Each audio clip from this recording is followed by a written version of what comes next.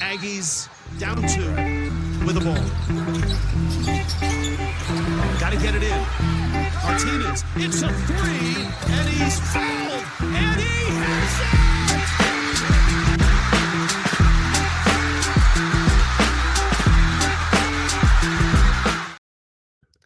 All right, hello everyone. Welcome back to Basketball in the Mountains. This is episode 41, and we are rolling right along with the 2025-26 season preview series for all of the college programs here in the Mountain Time Zone. I am your host, as always, Tyler King, the college sports reporter for the Denver Gazette. And in case you missed it, earlier this week, we've had Boise State and BYU up on the feed for season previews.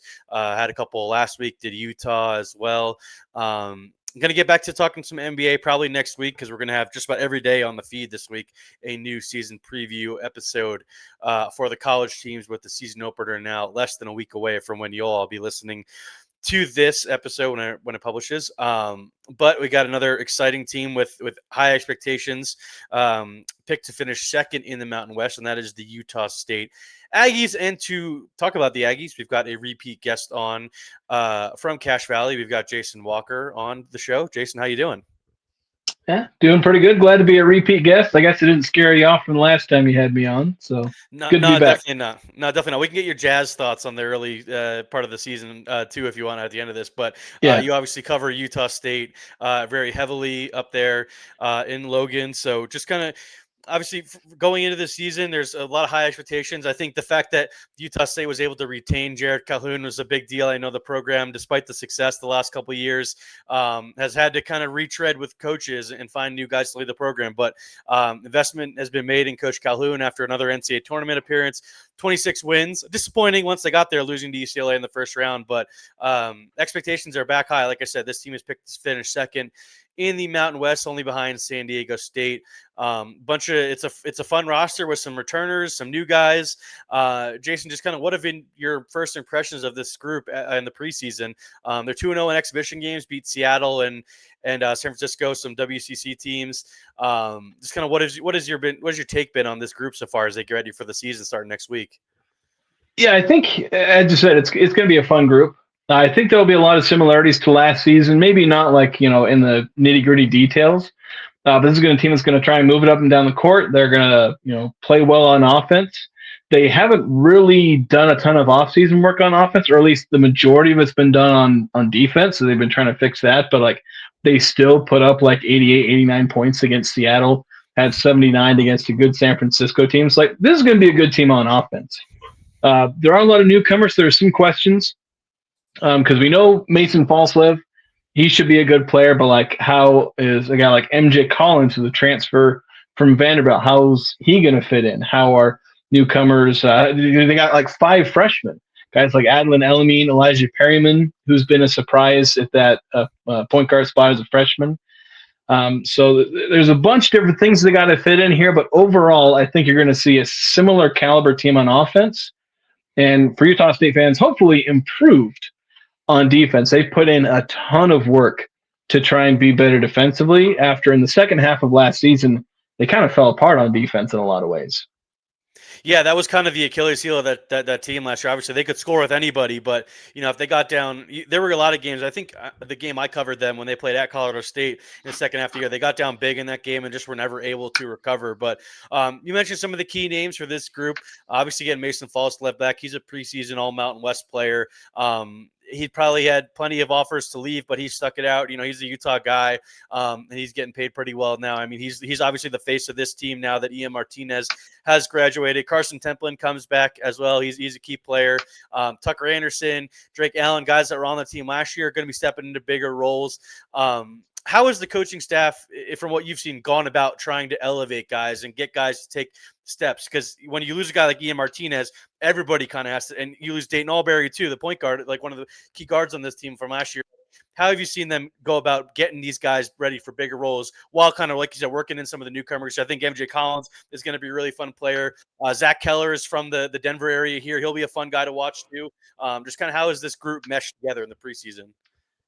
One interesting thing that, as far as a returning player, because obviously you bring in transfers to try and fill in a role like Ian Martinez. MJ Collins is looking like he's going to slot into that. But as far as returners, to kind of answer your question a little bit, Tucker Anderson has been one of the more interesting transformations. For one, this is a guy who came in to Utah State, transferred from Central Arkansas, where I think he was freshman of the year. He was.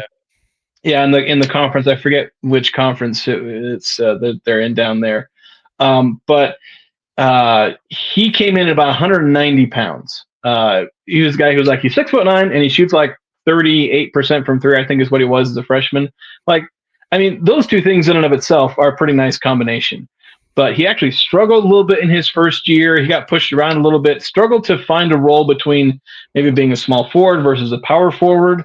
Just couldn't seem to find a spot, and so he was up and down. He had some big moments, had a game-winning shot against San Diego State, but he had a lot of moments where he disappeared. But he gained a lot of weight. He's now listed at like 230 pounds or something like that. 220, look at the roster pounds. right now. He's listed at 230. Yeah, that's pretty crazy. Yeah, and he looks it. So he's gotten bigger. And then in the exhibitions, you've seen him reach a little deeper into his scoring bag where he's forcing his way to the rim.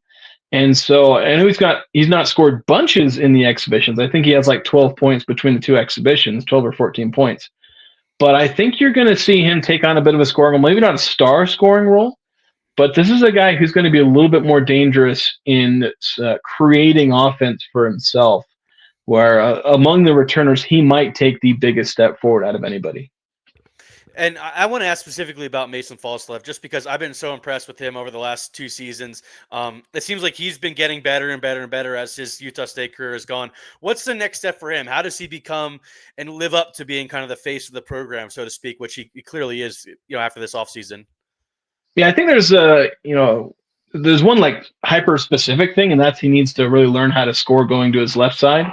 That's kind of been a weakness for him, finishing on the left side of the rim, finishing with his left hand in general. I don't know if I've really seen him take a left-handed layup yet. And then there's some other small things, most of them just revolving around, all right, you are now the guy. And I talk about this with star players. When you get to a certain level, you have to have something that makes you unstoppable.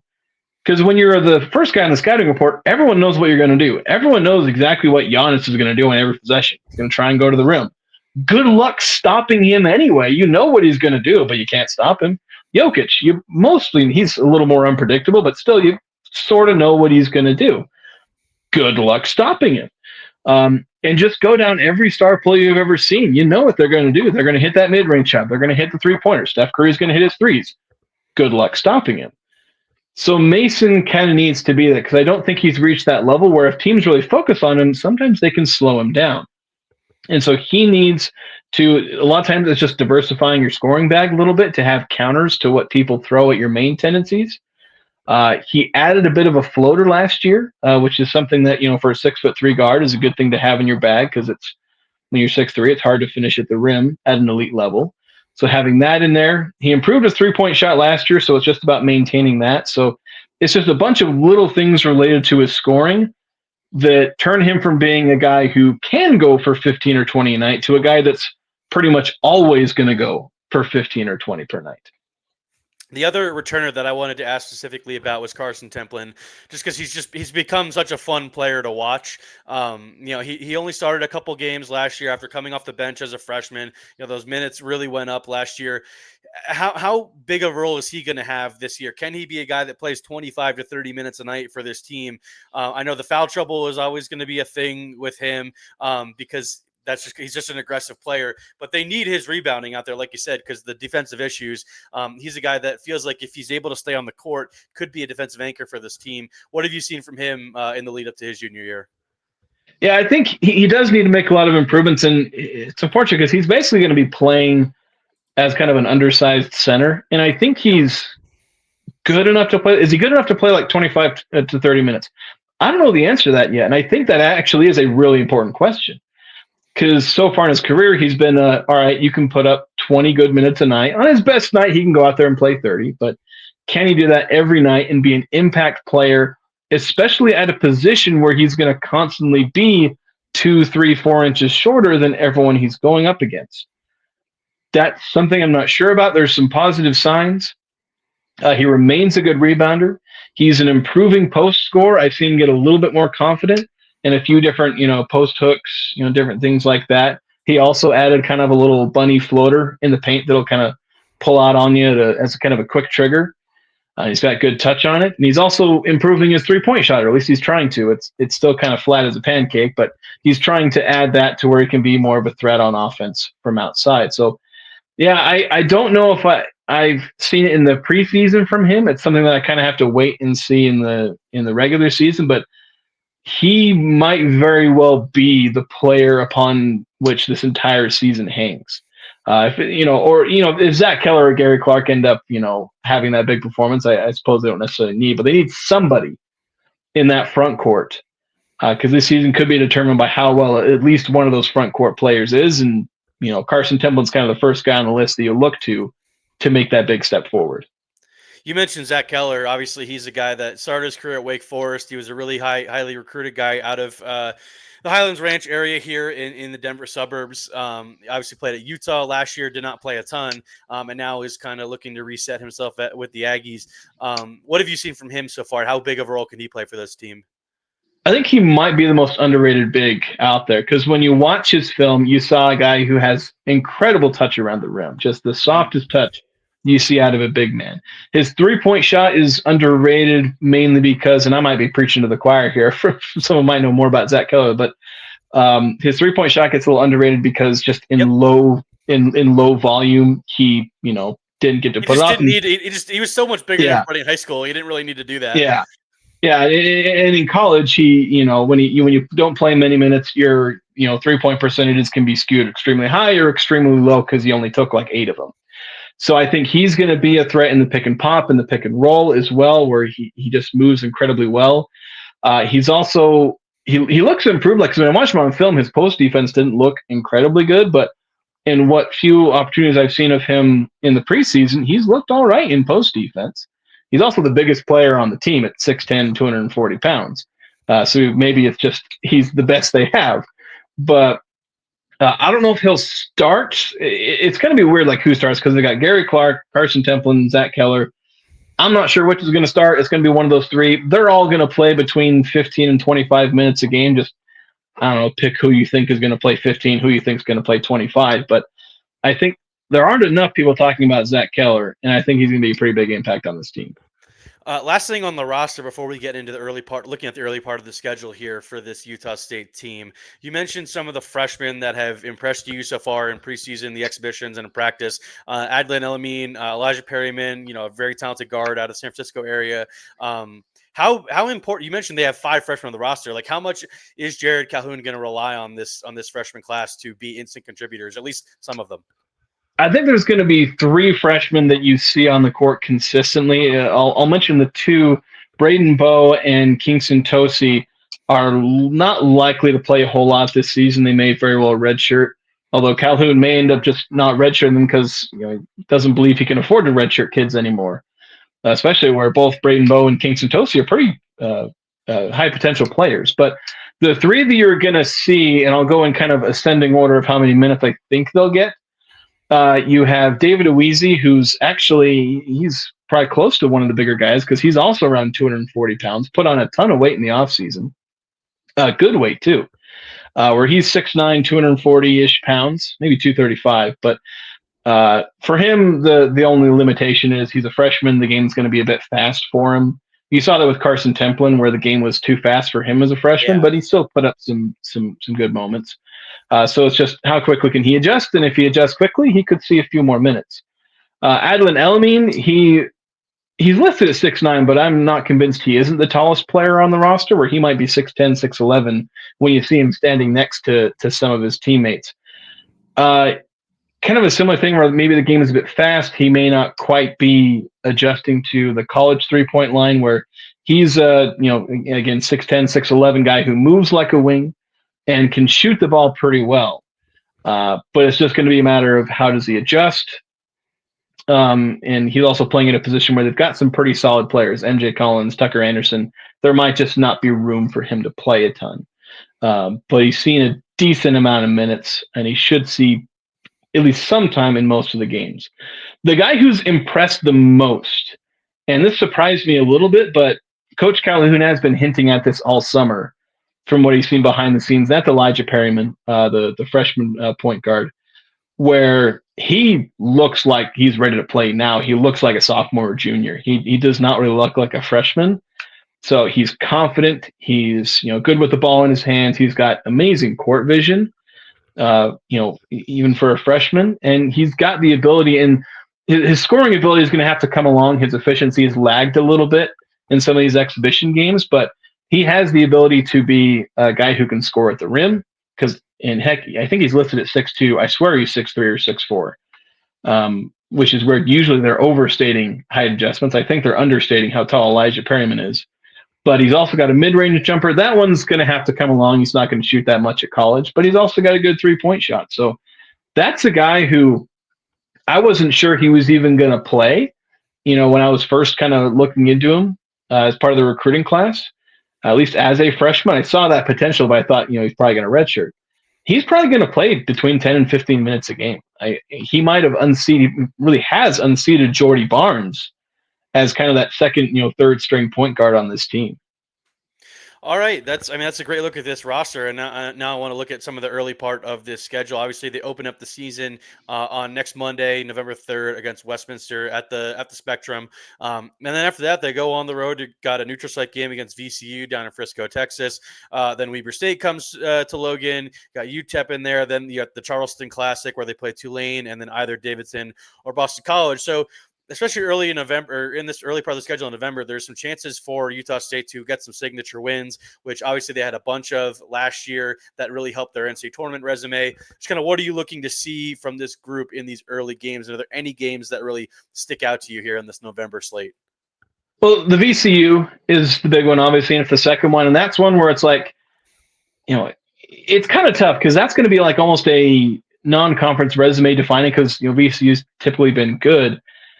And that's one where it's like that could end up being one of their, most difficult non-conference games on paper, but it's like the earliest point of the season almost. It's your second game, and it's like, are the Aggies going to be their complete selves at that point? I'm not sure.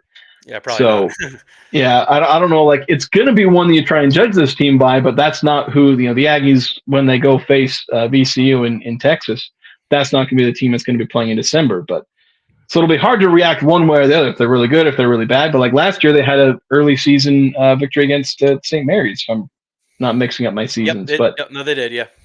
Yeah, and that ended up being pretty resume defining. That was incredibly good for them. VCU might be similar. They're not projected as high as St. Mary's was, but a lot of Utah State's schedule is schedule these guys and hope they do better because they couldn't get anybody who was projected to be high to play them. So they're playing teams they hope will outplay their preseason expectations.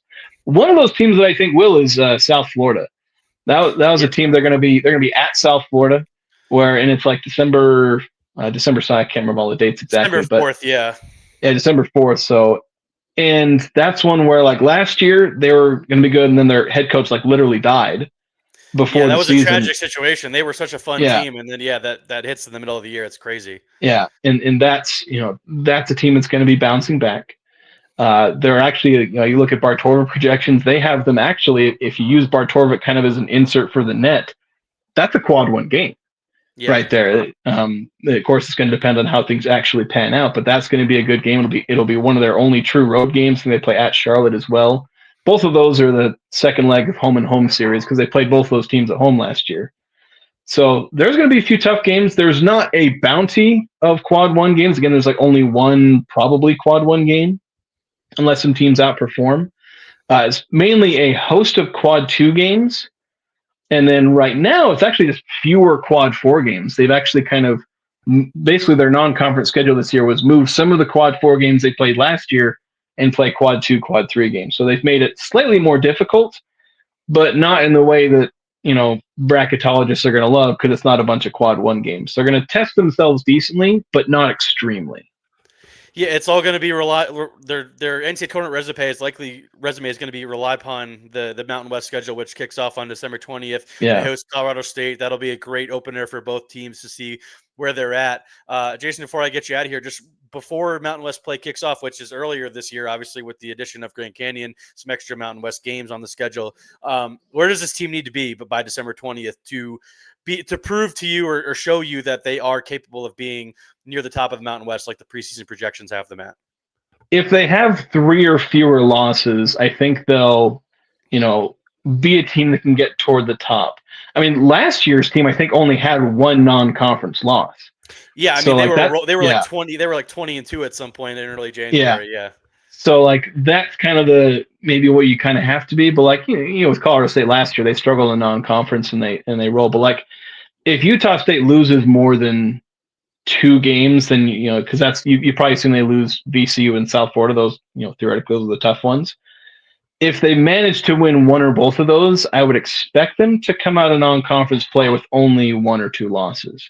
And if they're doing that, then they're pretty good. Because if they have 2 losses and they slipped up once or twice, and maybe one of those being an unexpected game, but with some of the things they got to overcome, they got to get things going defensively. They've got to shore up turnover problems. Like one of the issues they have right now in the offseason and their exhibitions is they're turning the ball over a ton. That might lose them a game here or there, but as long as they don't have more than 3 losses, I think that's kind of you draw the line there. If they have more than that, you're really worried about them. If they have fewer than that, there's plenty to recover from. And obviously, if they only have 1 or none, then that's a team that's absolutely rolling.